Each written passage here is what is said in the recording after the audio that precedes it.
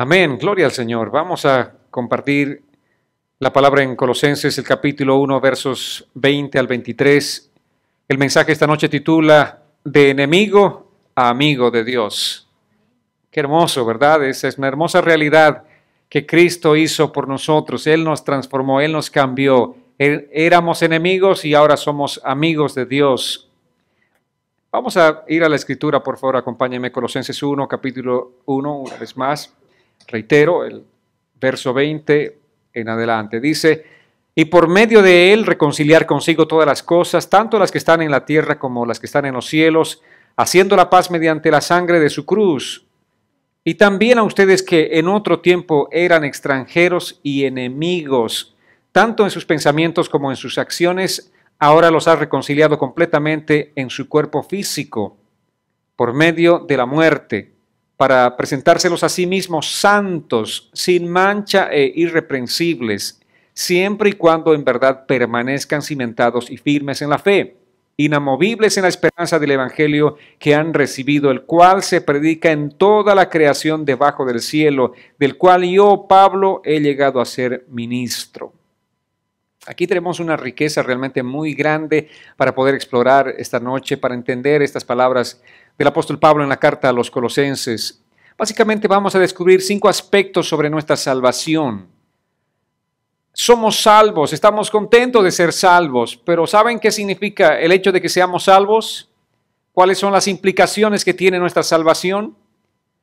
Hay 5 aspectos que quiero compartirles. La primera tiene que ver con la justificación. La segunda es la redención. La tercera, el perdón. La cuarta es la reconciliación y finalmente la adopción.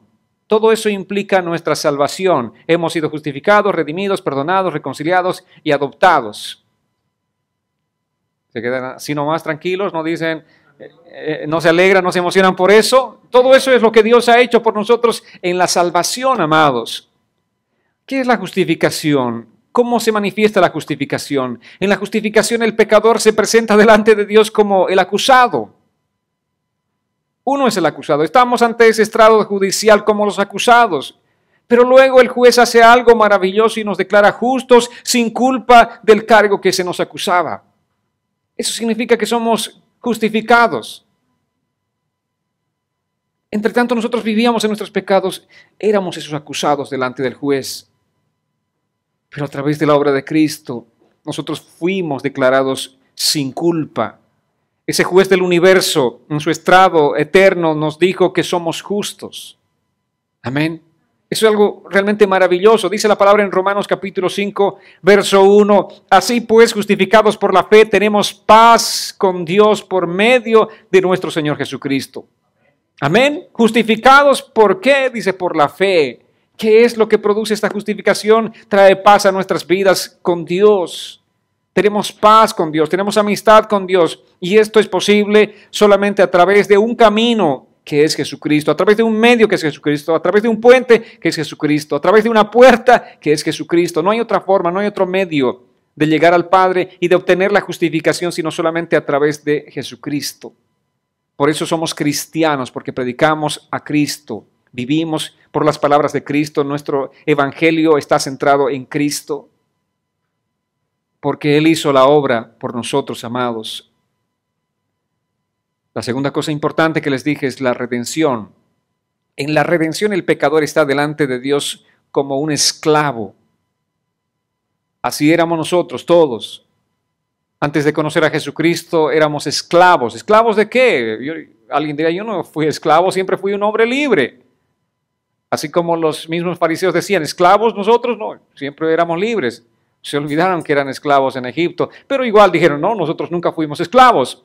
Sin embargo, cada uno de nosotros éramos esclavos del pecado, porque ninguno de nosotros podía dejar el pecado por sí mismo, por sus propias fuerzas, hasta que Cristo vino a sacarnos de esa esclavitud y concedernos la libertad. Pero en la redención se nos ha dado libertad mediante el pago de un rescate. Amén. Eso significa la redención, que se pagó un rescate por nosotros. ¿Y cuál fue el pago de ese rescate? ¿Qué dice la palabra?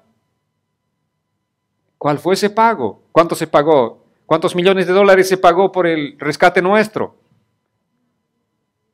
No era suficiente, ni toda la plata ni todo el oro del mundo, pero fuimos rescatados, dice la palabra, por la sangre de Cristo. Ese fue el pago de nuestro rescate.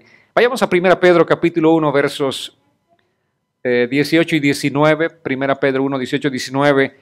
Aquí la Escritura nos dice, ustedes saben que fueron rescatados de una vana manera de vivir o una vida sin sentido, la cual heredaron de sus padres, y que ese rescate no se pagó con cosas corruptibles como el oro y la plata, sino con la sangre preciosa de Cristo, sin mancha y sin contaminación como la de un cordero. Amén. Eso es lo que Dios hizo por nosotros en la redención. Fuimos redimidos. Muchos de nosotros decimos, sí, la salvación es gratis para nosotros, pero para el que pagó le costó algo mucho más grande que el oro y la plata. Ese ser maravilloso pagó el precio de nuestro rescate con su propia sangre, con la preciosa sangre de Cristo, como dice la palabra, una sangre sin mancha, sin contaminación. Él pagó por nosotros el precio del rescate. Amén. Si somos libres, nos debemos a alguien. No somos libres por nosotros mismos. No es que hicimos una revuelta, una revolución y finalmente libre, libre, ya somos libres ahora porque nosotros mismos hicimos algo para liberarnos del yugo de la esclavitud. No, alguien pagó el precio del rescate porque nosotros jamás hubiésemos salido en nuestras propias fuerzas de esa esclavitud. Pero en la redención se nos presenta a Cristo pagando ese precio por nosotros y llevándonos de la cautividad o de la esclavitud a la libertad. Es importante que entendamos esto, amados. Somos libres, pero ¿libres de qué? ¿Y libres para qué? Muchos dicen, yo soy libre en el Señor, ahora sí puedo hacer lo que quiero, y empiezan otra vez a volver al pecado. Dice la palabra que Cristo nos libertó ¿de qué? De la esclavitud del pecado. ¿Para qué? ¿Para que volvamos otra vez al pecado? No tendría sentido, ¿no es cierto? Imagínense simplemente que una persona es rescatada de unos captores, de gente que hace este tipo de actividades en el mundo entero, gente que rapta, por ejemplo, empresarios millonarios. Ahí está esta persona raptada durante años tal vez, y finalmente alguien paga el precio del rescate y este hombre sale libre de ese lugar de esclavitud. Y cuando sale libre, ¿deseará volver otra vez a la casa donde estaba allí aprisionado durante mucho tiempo? Ese hombre jamás, de solamente estar a 5 cuadras del lugar, le dará escalofríos y pensará todo lo que significó esa vida de esclavitud, y todavía tendrá un impacto grande en su corazón porque vivió en esclavitud. Y jamás querrá volver a ese lugar. Aún en las pesadillas despertará pronto para que ni siquiera sueñe con un lugar de esclavitud. Y dice la palabra que nosotros fuimos rescatados de la esclavitud del pecado. ¿Para qué, amados? Para que vivamos en la libertad, vale decir, libres del pecado. Amén. ¿Y qué significa vivir en esa libertad del pecado? Significa estar agarrados de nuestro Señor Jesucristo, Él, el que es santo, y vivir esa vida que le agrada a Él. En el perdón ha provocado algo maravilloso para nosotros. En el perdón el pecador está delante de Dios como un deudor. Finalmente a este deudor se le concede el perdón de su deuda, se le condona la deuda. Ahora, alguien tuvo que pagar esa deuda. La situación que se presenta en este caso de decirnos ya no me debes nada es porque alguien pagó. Algo maravilloso pasa en medio de nosotros. No sé si alguna vez les tocó a ustedes, pero uno está, por decir, ordenando alguna comida y se acerca el momento de pagar. Le dicen, Señor, ya pagaron la cuenta por usted. ¿Y quién pagó? ¿Alguno de ustedes vivió esa experiencia? A mí me tocó vivir en una de esas, comprando unas pizzas ahí. ¿Cuánto le debo? Nada. ¿Cómo que nada? Bueno, usted no me debe nada porque alguien pagó por usted. Entonces, en el perdón se manifiesta este cuadro. Nosotros de pronto resultamos que no debemos nada, pero alguien tuvo que pagar esa deuda nuestra. Amén. El perdón significa esto, amados. Nosotros estamos delante de Dios como deudores. ¿Deudores de qué? Por nuestro pecado. ¿Y cuál es la paga del pecado? ¿Cuál es la paga de esa deuda? Es muerte. ¿Qué significa muerte? La separación eterna de Dios. ¿Y dónde será esa separación? ¿Dónde estarán aquellas personas que eso no les conceda o más bien que no se les condone la deuda? Estarán en la eternidad de perdición, en ese lago de fuego y azufre, dice la palabra del Señor. Pero ¿qué significa el ser perdonados? ¿Qué significa que la deuda nos ha sido condonada? Significa que estaremos eternamente y para siempre con Cristo. Amén. Eso significa perdonar. De deudores pasamos a ser gente que no debe nada. Y es más, el Señor dice, esta deuda ya ha sido pagada y ha sido olvidada. Tú no me debes nada. En cierta parte la palabra dice, cuando Él nos perdona, echa nuestros pecados a las profundidades del mar. Es simplemente una forma de decirnos que nuestras deudas han sido pagadas y olvidadas. Eso es lo que nos está diciendo el Señor. Yo no me voy a acordar más de ti o de los pecados que tú has cometido. Cada vez que te acerques, no voy a decir, ahí está, ay, la personita esta que cometió ese pecado tan feo. Ya, ven delante de mí. No, Él se olvida de lo que tú hiciste antes. En el sentido de que no va a volver a sacar eso delante de ti una y otra vez. Y en Colosenses dice así la palabra, capítulo 1, verso 14, en quien tenemos redención por su sangre, el perdón de los pecados. Él ha perdonado nuestros pecados. La deuda nuestra ha sido pagada por Cristo Jesús y es olvidada por el Padre. Amén. Ya no somos más deudores. La deuda ha sido pagada. En la reconciliación, el pecador está delante de Dios como un enemigo. ¿Qué éramos nosotros? Antes de conocer a Cristo, todos éramos enemigos de Dios. ¿Lo sabíamos? No lo sabíamos. Pensábamos que estábamos viviendo una vida correcta. Claro, no hago mal a nadie. Soy un hombre o una mujer religioso, religiosa, ¿no es cierto? Hago, a veces, bueno, diré algunas veces cometo muchas faltas, pero soy un hombre que no hago tanto mal como otros que conozco que sí hacen mucha maldad en esta sociedad.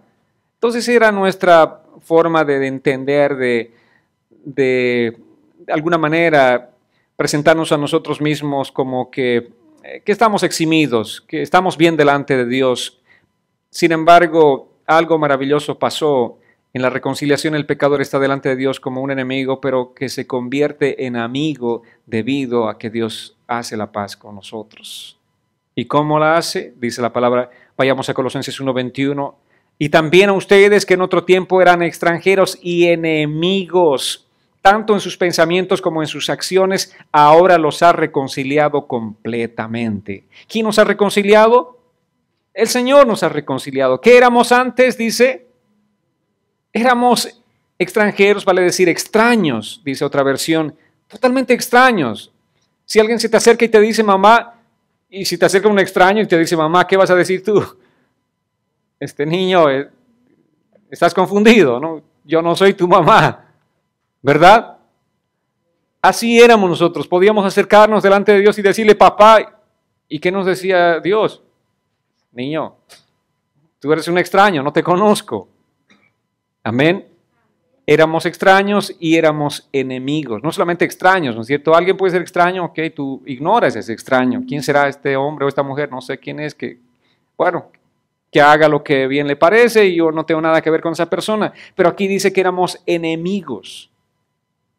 Significa que éramos oponentes de Dios. Estábamos en el bando contrario de Dios. Tanto en nuestros pensamientos como en nuestras acciones. La gente dirá, ¿cómo es posible que nosotros seamos enemigos? Dice, nuestros pensamientos. ¿Cómo son tus pensamientos? ¿Y cómo son los pensamientos de Dios? ¿Cómo son los pensamientos de Dios? Son santos, son puros. ¿Cómo son los tuyos? Ni son santos ni son puros. Entonces, éramos enemigos, tanto en pensamientos como en acciones. ¿Qué es lo que hacíamos? Piensen en todo lo que hacían, pero mejor dicho, ni piensen, ¿no? Porque no tiene sentido. En todo lo que hacíamos antes de conocer al Señor, ¿para qué recordar todo eso? Pero éramos enemigos de Dios. Pero dice la palabra ahora, Él nos ha reconciliado completamente. Dios nos ha reconciliado. Ahora somos amigos de Dios. Por eso el mensaje titula, de enemigo, amigo. ¿Por qué? Por la obra de reconciliación del Señor. Él mismo nos ha reconciliado. Y no solamente esto, sino también hay otra palabra poderosa en este proceso de la salvación, que es la adopción. En la adopción el pecador está delante de Dios como un extraño, pero ¿qué es extraño? Es adoptado como hijo. En diferentes hogares donde están niños huérfanos o abandonados, mucha gente que tiene ese corazón para adoptar niños va y se acerca. No sé, esto me imagino que es según el corazón de la persona, de esas personas que dicen, bueno, niño, tú ven, tú vas a ser mi hijo. Un extraño se convierte en tu hijo. De la noche a la mañana, en un momento, simplemente es un instante, el proceso, los trámites y ya. Aquel que era totalmente ajeno y extraño a ti, viene a tu casa. Y tú lo amparas como tu hijo. Y eso es lo que el Señor hizo con nosotros también. Él nos adoptó a nosotros. Éramos totalmente extraños, pero Él nos adoptó como sus hijos. Dice la palabra así en Efesios capítulo 1, verso 5. Dice la palabra, nos predestinó para que por medio de Jesucristo fuéramos adoptados como hijos suyos, según el beneplácito de su voluntad. Amén.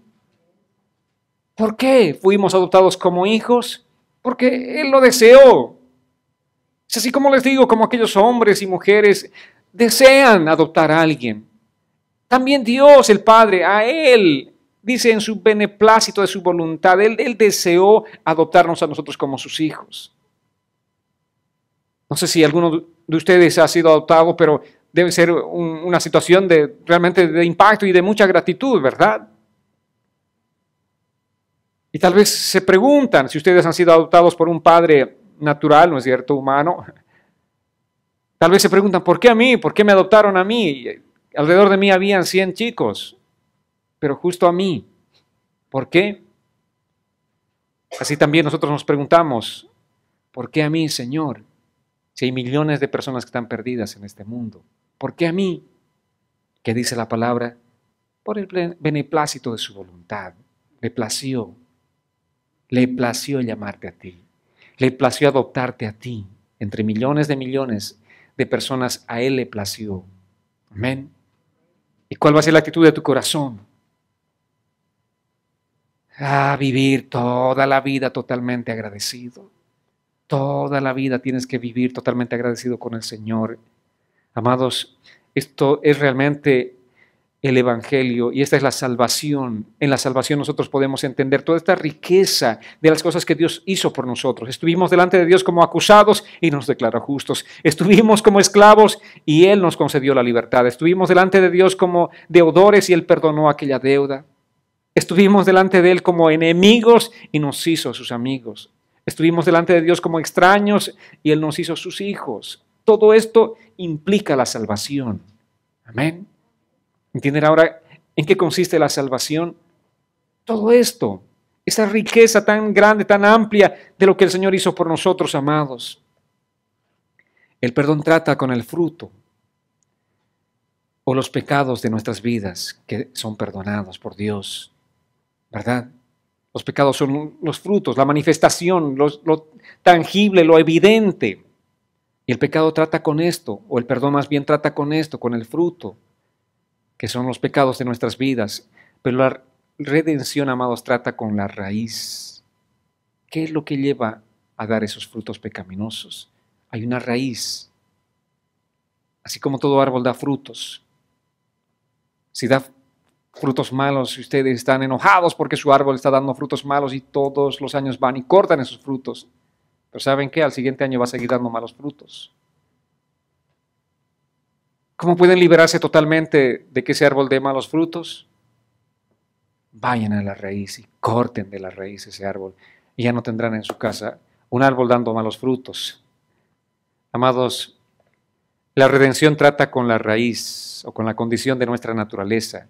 El Señor desde la raíz vino a arrancar la maldad de nuestras vidas. Amén. a redimirnos a nosotros y a poner en nosotros nueva naturaleza. Es como que desde la raíz ese árbol que daba malos frutos fue arrancado totalmente y fue plantado un árbol nuevo. Este nuevo árbol da frutos deliciosos, agradables, de los que podemos realmente gozarnos cada vez que bajamos el fruto y comemos, son dulces. Podemos disfrutar. Amén. Eso es lo que el Señor hace en la redención. Cambia nuestra naturaleza. La cambia completamente. ¿Saben por qué? Porque Él pone su naturaleza. Ahora ya no somos nosotros, sino es Cristo morando en nosotros. Eso es lo que el apóstol Pablo dice cuando él declara, ya no vivo yo, mas Cristo vive en mí. Ahora es la naturaleza de Cristo en mí, ya no soy yo. Eso es lo que acontece con la redención, amados. La condición de nuestra naturaleza es transformada. Antes éramos esclavos del pecado. Dios nos liberta de esa esclavitud y ahora somos esclavos de Jesucristo. Vale decir, esclavos de libertad. Somos liberados por el Señor. La reconciliación trata con nuestra condición. Ahora nos volvemos en amigos de Dios y tenemos comunión con Él. De enemigos jamás podíamos tener comunión con Dios. Por más que queríamos nosotros orar, tal vez, o rezar, muchos, ¿no es cierto? Cuando estaban en la religión tradicional, sin embargo, eran enemigos o éramos enemigos de Dios. Nuestras oraciones o rezos solamente llegaban hasta el techo, no pasaban de allí. Para que sean escuchadas por el Señor, tenía que venir un proceso llamado salvación, una obra llamada reconciliación, en la que nosotros nos volvemos de enemigos en amigos de Dios. El enemigo o los enemigos no tienen comunión, esa es la característica. A ver, ¿qué enemigos tienen comunión? Sales con tu enemigo, hey, enemiga, te invito este viernes, vamos a tomarnos un cafecito. Ni se hablan los enemigos, ¿sí o no? Ni se cruzan la mirada, ¿no? Si alguien está en una vereda y el otro en la vereda del frente, se voltean hasta la mirada, hasta la cara. Eso hacen los enemigos y eso éramos nosotros con Dios, éramos enemigos. Pero Él nos ha constituido en amigos, ahora podemos tener comunión. ¿Qué hacen los amigos? Eso sí, se llaman por teléfono y bueno, salen a tomar un cafecito, no les digo dónde, pero sí toman un cafecito en casa, donde sea, ¿verdad? Hay comunión. Eso es lo que nosotros hemos establecido, una comunión hermosa, maravillosa con el Señor, por esta obra de la reconciliación. La adopción, amados, trata con nuestra posición. Nos volvemos herederos y coherederos juntamente con Cristo, dice la palabra. Es nuestra posición. ¿Quiénes somos nosotros? Yo soy hijo de Dios.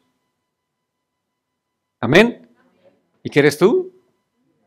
Una hija de Dios, un hijo de Dios. Eso eres, es la posición que tú tienes.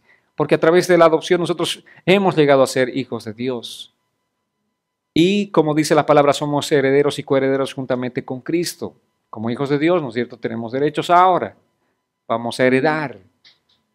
Tenemos una herencia. Juntamente con Cristo tenemos una herencia. Y todos estos aspectos redundan en la justificación. Eso implica que nosotros hemos sido justificados. Entonces, cuando somos salvos, todo es cubierto. El fruto, la raíz, la condición y la posición, todo es cubierto. Todo es transformado en nosotros y Dios nos llama justos por este acto de la justificación, no por nuestra justicia, porque por nuestra justicia ninguno de nosotros seríamos justos, pero es por la justicia de Cristo. Amén, amados. Hay muchas cosas, ¿verdad? Al escuchar a veces estas palabras cuando estamos leyendo la Biblia y no tenemos realmente claridad, no sabemos por qué tantas palabras diferentes. Pero todo eso implica el proceso de la salvación o la obra de la salvación, la obra de Cristo para traer salvación a nuestras vidas. Es maravilloso ser santos. ¿Por qué? Debido a que somos pecadores que han recibido la gracia de Dios. Amén. No es nuestra justicia, no es que por nuestra justicia somos santos, sino por la obra de Cristo. Es nuestra posición en Cristo que nos hace santos, debido a que hemos sido adoptados como sus hijos. Hablemos ahora del plan de la reconciliación. Sigamos Viendo de cerca esta carta de Pablo a los Colosenses, el verso 20 del capítulo 1 dice, y por medio de él reconciliar consigo todas las cosas, tanto las que están en la tierra como las que están en los cielos, haciendo la paz mediante la sangre de su cruz. La semana pasada hemos explicado en qué significa esa reconciliación entre el cielo y la tierra, las cosas del cielo y la tierra, ¿verdad? Vamos a hablar ahora acerca de esta última parte del versículo. Dice, haciendo la paz mediante la sangre de su cruz. El plan básico fue reconciliar consigo todas las cosas y por medio de él. No había forma de reconciliar al hombre con Dios sino a través de Cristo. Él es el camino, Él es la puerta, Él es el puente, Él es la única forma de poder acercarnos delante de Dios. Amados, no hay ninguna religión que nos acerque a Dios. Ninguna religión. Ahora, de hecho, en el mundo existen buenas religiones, pero ninguna nos acerca a Dios. Por lo tanto, ninguna nos interesa. ¿O alguien está interesado en religión? No nos interesa ninguna religión porque ninguna nos lleva al Padre. Solamente Cristo es el medio, solamente Él es el camino, solamente Él es el plan para reconciliar consigo todas las cosas mediante Cristo. Él lo hace y lo hace a través de Él mismo. Dios creó todo y dijo, es bueno, ¿verdad? Cuando Él creó todas las cosas y vemos en Génesis, ¿qué dijo Dios? Después de la creación dijo, wow, qué bueno, todo es bueno. ¿Alguna vez ustedes hacen un trabajo y dicen, wow, qué bien me salió? Lo hice bien. No son modestos, ¿no? Pero Dios sí, digamos, Él es Dios. No podemos criticarle falta de modestia a Dios, Él es Dios. Entonces dice, creó todo y dijo, es bueno. Y todo lo hizo bueno. Todo, dice, también lo hizo para su placer. Adán y Eva caminaban en el huerto, en un lugar que realmente era bueno y perfecto. Ellos caminaban en la presencia del Señor y eso era bueno. Era bueno, ese huerto era realmente bueno. Todo era bueno en ese lugar. Pero el pecado entró en el mundo, ¿no es cierto? Y el hombre se rebeló. Y el universo también fue maldecido y separado de Dios a causa del pecado. Ahora, ¿no es cierto? La palabra dice que vivimos en una tierra maldecida. Esa es la parte difícil. Por eso dice tú, Adán, vas a trabajar y con el sudor de tu frente llevarás el pan a tu casa. ¿Por qué? Porque la tierra ya fue maldecida. Ahora sí, en esta tierra vemos espinos y cardos, pero antes del pecado ni espinos ni cardos. Tú podías caminar tranquilamente y nunca tropezar en un espino y caer o de pronto que algún espino te entre ahí a los pies en esa parte tan dolorosa. Era bueno. Dios había creado todo bueno, pero el pecado entró y el mundo y el hombre obviamente fueron afectados por el pecado. Pero Pablo dice que Dios reconciliará consigo mismo todo de nuevo. No solamente las personas, sino también el universo serán reconciliados por Dios. Es la parte buena. Todo volverá a estar en armonía nuevamente con Dios. Ahora, ¿cómo va a suceder todo esto? Pablo dice que es por medio de Cristo. Cristo no solamente va a reconciliar a la gente, está reconciliando a la gente con el Padre, sino que también va a reconciliar al mismo universo con el Padre. El universo estará en armonía nuevamente con el Padre. Él es el agente que lleva a cabo la reconciliación. Yo sé que le está picando un poco esto del universo, pero el universo, amados, va a ser totalmente redimido por Cristo. Vayamos a Romanos capítulo 8, verso 21. No es bueno hablar de memoria, ¿verdad? Nosotros podemos hablar muchas cosas, pero no tiene sentido lo que hablemos si no tiene la base y el fundamento de la palabra del Señor. Romanos 8, 21 dice, pues también la creación misma será liberada de la esclavitud de corrupción, para así alcanzar la libertad gloriosa de los hijos de Dios. ¿Qué? ¿La creación misma será libertada de qué? ¿O liberada de qué? De esclavitud, de corrupción. ¿Qué corrupción? La corrupción del pecado del hombre. ¿Cómo está nuestro mundo? ¿Por qué está como está nuestro mundo? Por la corrupción, por el pecado del hombre. ¿Por qué está siendo destruido el mundo, el universo? Por la corrupción del pecado del hombre. La maldición de la tierra va a ser cortada, dice la palabra, y vendrá a la libertad gloriosa de los hijos de Dios. Un día, cuando Cristo venga y seamos redimidos nosotros, también la naturaleza será redimida. La tierra, vale decir, la tierra, los cielos, los planetas que nos rodean, todos serán liberados de la esclavitud de corrupción. Y la naturaleza gime, dice Romanos, gime. Está como en dolor de parto el universo. Y obviamente, si no te convences por lo que dice la palabra, ¿no es cierto? De pronto los científicos te van a hacer asustar de cómo está el universo, de cómo está de enfermo. Sí, realmente está. Y está mucho. Nuestro universo está desgastándose, su energía se está disipando, la energía del sol se está disipando, amados. De los planetas están disipándose, todos los planetas son energía que están disipándose. ¿Cómo así? Vayamos a la escritura. Isaías capítulo 30, verso 26. Como que la energía del sol está desgastándose.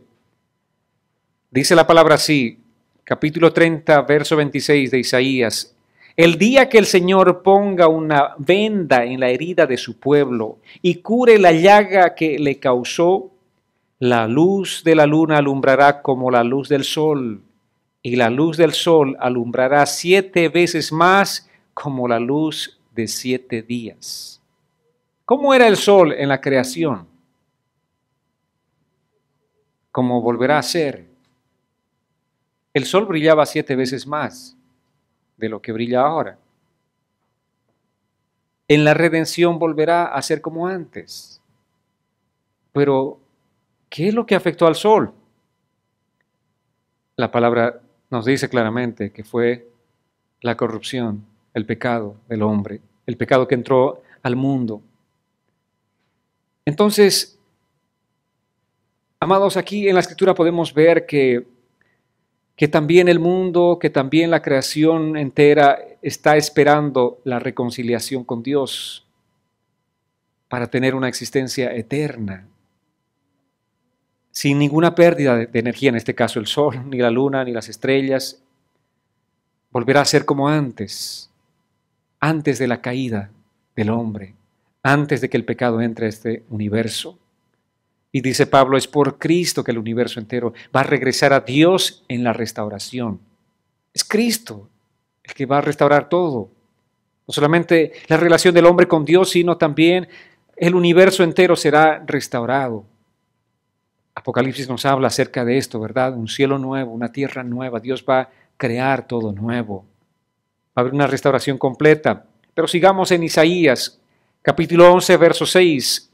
¿Cómo va a ser esa restauración? En ese proceso de restauración, ¿qué es lo que le va a acontecer al mundo? Dice la palabra, el lobo convivirá con el cordero, el leopardo se acostará junto al cabrito, el becerro, el león y el animal engordado andarán juntos y un chiquillo los pastoreará. Imagínense, ¿qué niños de los menores tenemos acá pastoreando unos leones y unos lobos? Jugando con ellos, acariciándole la cabecita. Un niño abriéndole la boca a los leones. A ver cómo están tus colmillos, vamos a revisarlos. Porque no habrá maldad. Porque todo volverá a ser como antes. Este es el proceso de la reconciliación. Habrá una total armonía entre las criaturas y Dios. Y también entre las criaturas con otras criaturas. Amén. Esto es lo que va a acontecer en esa reconciliación, en esa restauración. Bueno, hay más pasajes, pero apuntemos algunos más. Vayamos a Isaías 65, 25. Dice la palabra, el lobo y el cordero descansarán juntos. El león comerá paja como el buey, y la serpiente se alimentará con el polvo de la tierra. En todo mi santo monte no habrá aflicción y nadie hará daño a nadie. Yo, el Señor, lo he dicho. Amén. Gloria al Señor, esto es lo que va a acontecer. El lobo y el cordero, imagínense. sea, en este momento solamente es no sé, un cuento de ficción, ¿verdad? Que podemos tratar de plasmar en las páginas de un libro, e imaginar que esto pueda acontecer, pero aquel día en la restauración, esto es lo que va a pasar. El león comerá paja como el buey. Eso es lo que aconteció en la creación. El león no comía carne. ¿Qué comía el león? La Escritura dice paja. ¿Qué pasó? ¿Por qué empezó a comer carne? ¿Por qué comenzó a ser un depredador? A partir de la caída del pecado. Y de hecho, bueno, esto nos da una pauta, ¿no es cierto?, de que no habían animales depredadores. Que todos como el león comían paja, como el buey. Amén. Entonces, todo va a estar en orden. Dice, en todo mi santo monte no habrá aflicción, ni nadie hará daño a nadie. Imagínense eso. O sea, es realmente el proceso que nosotros vamos a vivir, vamos a enfrentar más adelante por la obra de Cristo. No habrá un vecino demandando a su vecino. No habrá nadie haciendo daño a nadie. Eso es lo que dice la Biblia. Ni nadie hará daño a nadie. Nadie estará hablando contra otra persona. Y dice, si quieren, aquí está mi firma. Yo, el Señor, lo he dicho. ¿Y qué decimos nosotros? Eso. Así sea significa amén. Así sea, Señor. Así se cumpla. Claro que se va a cumplir porque Dios lo ha dicho. No dice ningún hombre, sino Dios lo ha dicho. Y todo lo que Él dice se cumple. La restauración es realmente algo maravilloso. Es una palabra que implica mucho, amados. No solamente dijimos la comunión del hombre es restaurada con Dios, sino también de la naturaleza misma. La creación misma es restaurada. ¿Quiénes serán los únicos que no van a ser restaurados? ¿Saben ustedes quiénes son los únicos? Son los ángeles caídos. Vale decir, Satanás y sus demonios son los únicos que no van a ser restaurados. Vale decir, no van a volver a lo que eran originalmente. ¿Quién era Satanás? Era Luzbel. Era el ángel de luz. El ángel que ministraba la alabanza en el cielo. Era el principal. Él no será restaurado porque él ya fue condenado. Y todos los ángeles que se rebelaron con él también fueron condenados. Estos son los demonios. ¿Y quiénes más? Los hombres que obedecen a Satanás y rechazan a Jesús.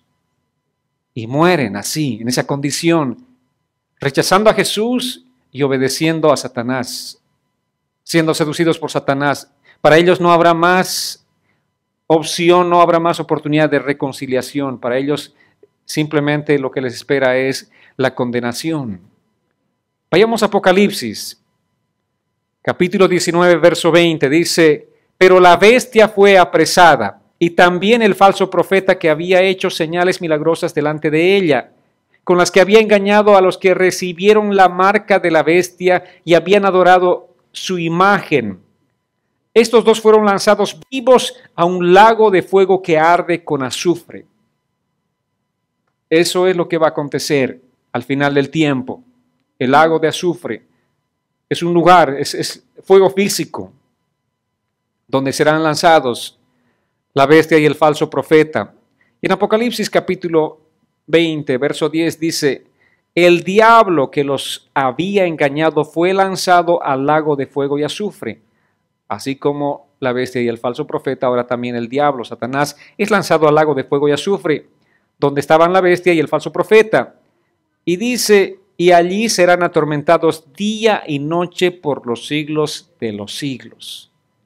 El tormento, el castigo eterno para estos seres angelicales, fueron creados por Dios con un propósito, el propósito de la alabanza a Dios, pero ellos se rebelaron contra Dios y fueron condenados. Y la palabra dice que todos aquellos que obedezcan a estos planes de Satanás también serán condenados juntamente con ellos. ¿Cómo es la reconciliación? Dice la palabra que Dios nos reconcilió consigo mismo. ¿Quién tomó la iniciativa de la reconciliación? Yo sé que en muchas relaciones de pareja veo a algunas mujeres u hombres frustrados, dependiendo de quién es el que siempre toma la iniciativa de la reconciliación cuando están enojados. Y él o ella dice, ¿por qué siempre yo soy el que o la que tengo que acercarme a ese hombre o a esa mujer que está enojada y decir, perdóname, aunque yo no hice nada, ¿por qué tengo que pedir perdón? Pero yo, si no digo algo, él o ella no van a dar el paso, no van a tomar la iniciativa. ¿Les es familiar? ¿O estamos hablando de una cosa totalmente ajena a los miembros de esta sala? Tal vez les es familiar, ¿verdad? Pero como hijos de Dios nosotros tenemos que tomar la iniciativa, no esperar que el cónyuge venga. Tenemos que tomar la iniciativa. Vayamos a Colosenses capítulo 1, verso 21. En ese contexto, ¿quién tomó la iniciativa? Dios tomó la iniciativa. Nosotros estamos perdidos, estábamos nosotros viviendo simplemente en idolatría, en nuestro paganismo. Y de eso nos habla, por ejemplo, en el llamado de Abraham. Abraham era un hombre pagano, estaba viviendo en su paganismo y Dios lo llamó a él. Y Abraham le creyó a Dios. Así también nos aconteció a nosotros, éramos unos paganos. Dios nos llamó y ¿qué hicimos? Le creímos a Él. Amén. Y nuestra fe fue contada por justicia, así como la de Abraham. Colosenses 1:21. Acompáñenme aquí. Dice así la Escritura. Y también a ustedes que en otro tiempo eran extranjeros y enemigos, tanto en sus pensamientos como en sus acciones, ahora los ha reconciliado completamente en su cuerpo físico, por medio de la muerte, para presentárselos a sí mismos santos, sin mancha e irreprensibles. ¿Quién tomó la iniciativa de la reconciliación? Fue Él mismo, fue Dios. ¿Cómo? A través de la muerte de Cristo. Él tomó la iniciativa, Él hizo la obra, Él sufrió aquel sacrificio, Él murió por nosotros, Él hizo todo, amados. Él hizo absolutamente todo. Por eso Cristo es suficiente para reconciliar a los hombres con Dios. Es el único que puede reconciliar al hombre con Dios. No hay otro nombre dado a los hombres en quien podamos ser salvos, sino solamente en Jesucristo, dice la palabra del Señor. Amén. Él es el que ha tomado la iniciativa y Él mismo el que en su cuerpo físico, dice la palabra, por medio de la muerte, Él pagó ese precio. ¿Para qué? Para reconciliarnos. ¿Para qué? Para presentarnos, dice, para presentarse hacia Él mismo o a Él mismo, a estos creyentes como santos. Esa es una obra maravillosa. Es algo realmente glorioso lo que Dios ha hecho por nosotros. Él vino, Él nos encontró, Él se acercó a nosotros y Él nos acercó a Dios. Nosotros, cada uno, amados, somos esa prueba viviente de ese poder de la reconciliación. Fuimos reconciliados por Dios. La obra fue enteramente de Jesucristo. Éramos enemigos de Dios debido a nuestras malas obras. Tanto dice, en pensamiento como en nuestras acciones éramos enemigos de Dios. Pero Él nos ha reconciliado. La palabra dice en Juan capítulo 3, verso 19. Acompáñame hasta aquí. Juan 3:19, y esta es la condenación, que la luz vino al mundo, pero los hombres amaron más las tinieblas que la luz, porque sus obras eran malas. Esto pasaba con nosotros, por eso éramos enemigos de Dios. ¿Por qué? Porque nuestras obras eran malas. Y cuando Cristo vino a este mundo, dice, esta es la condenación. ¿Cuál es la condenación, amados? ¿Por qué la gente está condenada? ¿O por qué la gente va a ser condenada? La luz vino a este mundo, la luz que es Cristo vino, pero los hombres, dice, amaron más las tinieblas que la luz.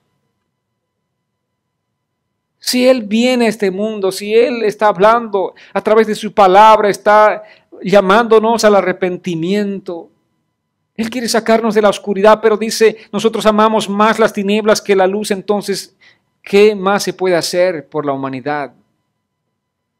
¿Qué le espera entonces a la humanidad? ¿Qué es lo que la humanidad va a guardar sino simplemente la condenación? ¿Por qué? Porque vino la luz y la gente dice, no quiero la luz.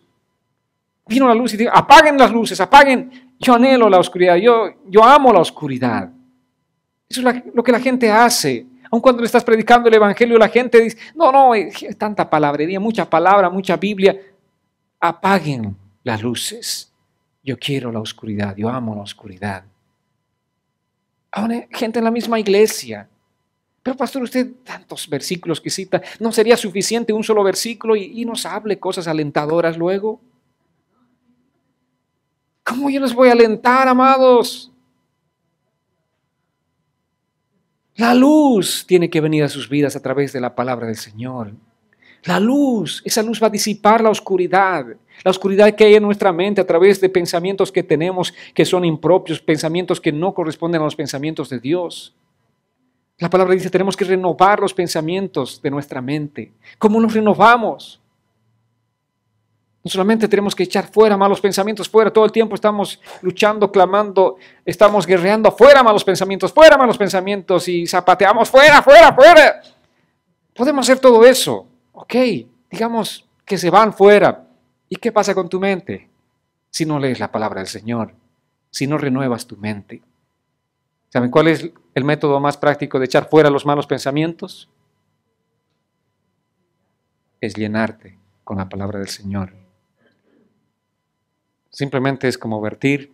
Si ustedes tienen un vaso, imagínense un vaso. Ese vaso está como que lleno de agua turbia. Y cuando vayan a su casa hagan esta práctica. Agarren una jarra y empiecen a echar y echar. Obviamente el vaso va a rebalsar y rebalsar.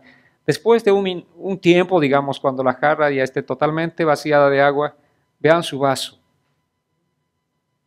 Va a quedar solamente agua limpia. ¿Qué hicieron? Solamente vertir agua limpia, hasta que finalmente el vaso, o sea, esa fuerza del agua hizo que lo turbio, lo sucio salga y quede solamente lo limpio. Así es también con nosotros y nuestra mente. Ese es el proceso de renovación. Amén. ¿Cómo tú vas a sacar esos malos pensamientos? ¿Cómo vas a sacar esa información inapropiada que hay en tu mente? Que has heredado de tus padres, de la tradición del mundo, de los libros, de las novelas que has escuchado o visto. Todo eso tiene que ser renovado por un nuevo pensamiento. Y el nuevo pensamiento que procede de Dios. ¿Y cómo es que procede de Dios? A través de su palabra. Amén. Entonces nosotros tenemos que amar la luz, amados. Y la luz es la palabra de Dios. La luz es Cristo y Él es el verbo, Él es la palabra. Que Él vino a darnos la palabra. Si el hombre peca es porque ama el pecado y odia a Dios. ¿Saben por qué la gente odia a Dios? Porque Dios es santo. Y al confrontarse con su pecado simplemente odian al Dios santo. En lugar de decir, Dios, Pedro dijo, Señor, soy un hombre pecador. Señor, apártate de mí, Señor, porque soy pecador, ¿verdad? Pero finalmente el Señor le dice, no me voy a apartar de ti. Ven, acércate a mí. Esa es la reacción, esa es la tendencia. Cuando un hombre ve a un Dios santo, un hombre pecador ve a un Dios santo, quiere apartarse de él. Pero Dios te dice, no, ven, acércate a mí. Y Él va a limpiarnos, Él va a santificarnos, Él va a purificarnos, Él va a hacer la obra completa en nosotros de restauración, amados. Las obras pecaminosas detienen la verdad. Las obras pecaminosas crean hostilidad hacia Dios y producen separación del hombre, de su Creador. Pero ¿qué tenemos que hacer nosotros? Dice Juan, si tú has pecado, tienes que acercarte a Él, porque Él es fiel y justo para perdonar todos tus pecados. Todos. Alguien me dijo, pastor, usted no sabe lo que yo hice. Un día estaba predicando ahí en una casa, una familia. Finalmente era un hombre de como de unos 30 años, se me acerca y me dice, pastor, usted habló bonito, el perdón, sí, yo sé, pero no sabe lo que yo hice. No, usted no sabe lo que hice. Y dime, ¿qué hiciste? ¿Qué es lo que Dios no pueda perdonarte? No sé, tengo vergüenza, pero bueno, finalmente confiesa el hombre que había matado a alguien.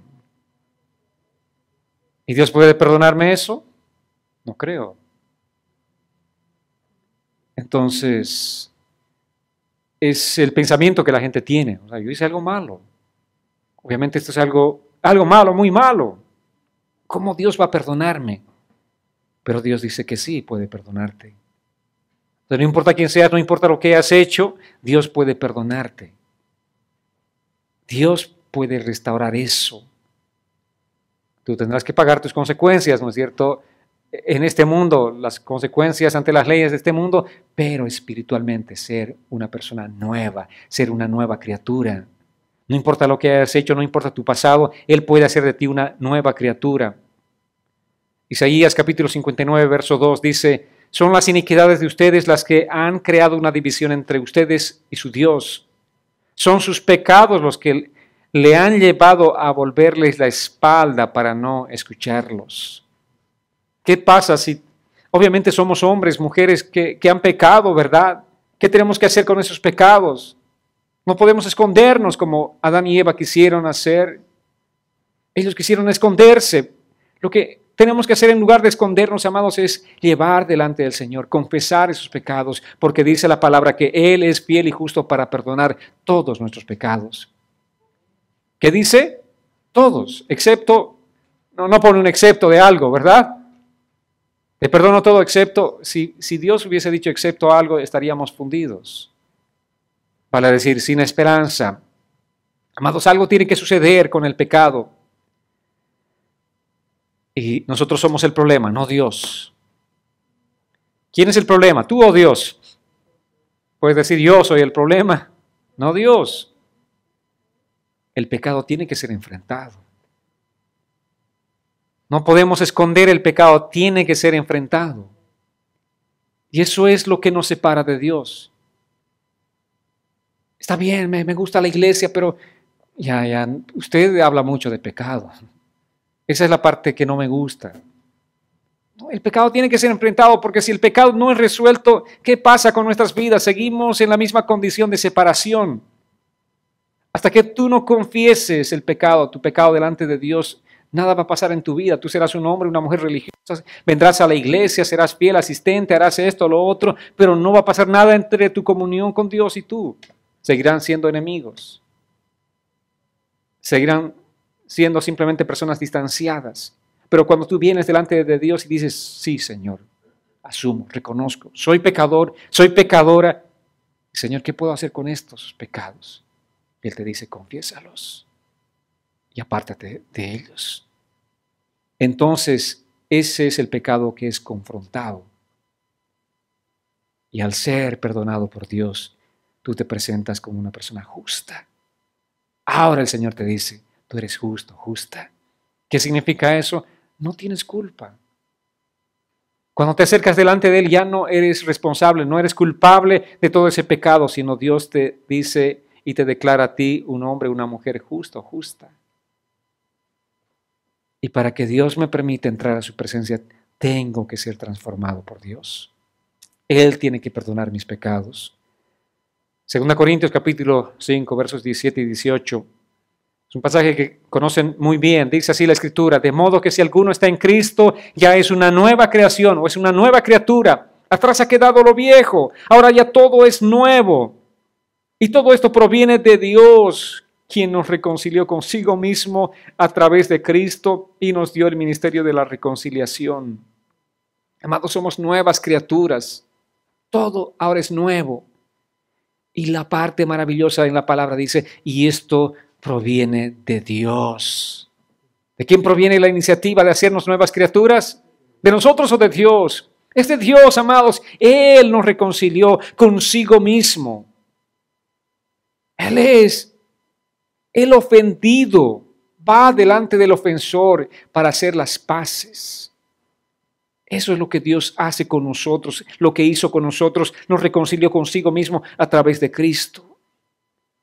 Y ahora nos ha dicho, una vez que nos ha perdonado, una vez que Dios nos ha reconciliado consigo mismo, nos ha dado un ministerio hermoso y maravilloso que es el ministerio de la reconciliación. Ahora te dice, anda tú, tú y tú y tú. Cada uno de ustedes vayan a este mundo que está perdido, este mundo que es enemigo de Dios, y vayan a predicar el Evangelio de Cristo para que todas estas personas se reconcilien conmigo. Amén. Es el ministerio de la reconciliación que Él nos ha dado a nosotros. Amados, Dios tiene que hacernos nuevas criaturas antes de que pueda reconciliarnos. Nadie puede ser reconciliado con Dios sin ser una nueva criatura. Entonces el hombre tiene que ser transformado de manera dramática. Y ese cambio, esa transformación tiene que ser aquí en el corazón. No es algo externo, no es por fuera, sino adentro en el corazón. Primeramente el cambio del corazón. Dios es santo y no tolera el pecado. Jamás va a tolerar el pecado. En este punto Dios no va a hacer concesiones. Entonces algo tuvo que ocurrir para que Dios apacigüe su ira. Porque había una ira debido a nuestros pecados. Dios estaba airado con nosotros, pero algo tuvo que pasar para que esa ira sea apaciguada. Nuestra separación de Dios se debe, número 1, a que somos pecadores, y número 2, a que Dios odia nuestro pecado y demanda castigo por el pecado. ¿Qué esperanza tenemos hasta este punto? Ninguna. Nosotros somos pecadores y Dios santo. ¿Y qué hace Dios? Odia el pecado. Y no solamente que odia, sino va a castigar el pecado. Nosotros decimos, Dios, somos leña para el fuego. No tenemos esperanza. Ese es un problema difícil de resolver. ¿Cómo pueden un Dios santo y un hombre pecador reconciliarse? Polos opuestos. ¿Cómo se reconcilian? ¿Cómo es posible? Dios apaciguó su ira al derramarla sobre su propio Hijo. Esto es lo que tenemos que entender, amados. Esta es la parte realmente maravillosa y sublime del Evangelio. Dios es santo, odia el pecado y no va a tener a ningún pecador por justo. Esa es la posición de Dios y Él no va a cambiar. Y nosotros somos pecadores empedernidos. Para decir, somos pecadores profesionales. Pecamos y pecamos y pecamos, somos una máquina de pecar. ¿Qué hacemos? No hay punto de reconciliación entre esa naturaleza santa de Dios y nosotros que somos pecadores. Pero Cristo, por eso decimos, Él es el camino. Por eso decimos que Él es la puerta. Por eso decimos que Él es el puente. Él es el único camino. Él tuvo que venir a este mundo y llevar sobre su cuerpo tus pecados, los míos, los de todos nosotros. Él llevó el castigo, Él pagó el precio. Es así y solamente así que la ira de ese Dios santo pudo ser apaciguada porque Cristo estaba llevando todos los pecados de la humanidad. Entonces nosotros somos vistos con misericordia y Dios nos restaura a nosotros. Dios hace esa obra de reconciliación de enemigos a amigos. Venimos a ser ahora hijos de Dios. Antes éramos extraños por esa obra de Cristo en la cruz del Calvario. Amén. Él, Cristo, nos hizo nuevas criaturas mediante nuestra fe en Él. ¿Cuántos aman a Cristo? ¿Cuántos van a amar a Cristo toda su vida? ¿Cuántos van a estar eternamente y profundamente agradecidos con Cristo? Imagínense, Él vino a apaciguar la ira de Dios, de ese Dios santo. Él mismo llevó nuestros castigos. O sea, lo que nosotros merecíamos llevar, Él lo llevó. Él pagó el precio. Por eso Dios nos ve en Cristo a cada uno de nosotros. Cada vez que te ve a ti, está viendo a Cristo. ¿Y cómo lo ve a Cristo? A Cristo pagando, sufriendo el precio en esa cruz del Calvario. Entonces me ve a mí, este hombre pecador, pero ve a Cristo en mi corazón. Me extiende su mano de misericordia y me dice, ven, hijo. Por la obra que Cristo, mi propio Hijo, hizo por ti. Y porque tú creíste en mi Hijo. ¿Qué demanda el Señor de nosotros? Que creamos en su Hijo. Amén. Que recibamos nosotros ese sacrificio que Él hizo por nosotros como ese regalo que Él viene a darnos. 2 Corintios 5:21, y con eso termino, amados, dice así la palabra. Al que no cometió ningún pecado, por nosotros Dios lo hizo pecado para que en Él nosotros fuéramos hechos justicia de Dios. En otras palabras, y suena un poco feo esto, ¿quién fue la víctima de nuestros pecados? Cristo. Él fue la víctima. Él cargó todo el peso de la ira de Dios. Cayó sobre Él, porque la paga del pecado es muerte. Y Él murió en la cruz del Calvario por nosotros. ¿Y quién era Él? Dice la palabra, el que no cometió ningún pecado, ni siquiera uno solo. A ese, por nosotros Dios lo hizo pecado. Wow. Para que en Él nosotros fuéramos hechos justicia de Dios. Solamente en Él nosotros podemos ser vistos como esa justicia de Dios. Solamente en Él podemos ser declarados justos. No hay forma de presentarnos justos delante del Padre, sino en Él, en Cristo. Amén. Él es nuestra vida. Por eso tenemos que estar enfocados en Él. Por eso tenemos que vivir por Él. Por eso tenemos que vivir para Él todos los días de nuestra vida. Por eso el servirle a Él debe ser el máximo placer que debemos tener. Porque la gratitud que le tenemos a Él, amados, es una gratitud tan grande que si viviésemos 100 años o 200 años de vida cristiana no serían suficientes para pagarle por todo lo que Él hizo por nosotros. Y 100 años sirviéndole o 200 o 1000 años sirviéndole no serían suficientes para pagar todo lo que Él hizo por nosotros. Para que en Él nosotros fuésemos hechos justicia de Dios. ¿Qué eres tú? ¿Qué ha hecho Dios contigo? Justicia de Dios. Eres justo. Eres justa. No por ti, sino por la obra que Él hizo por ti, que Él hizo por mí. Quiero invitarles a que se pongan en pie. Vamos a orar, meditando en estas palabras, en este evangelio poderoso, precioso, en este evangelio incomparable.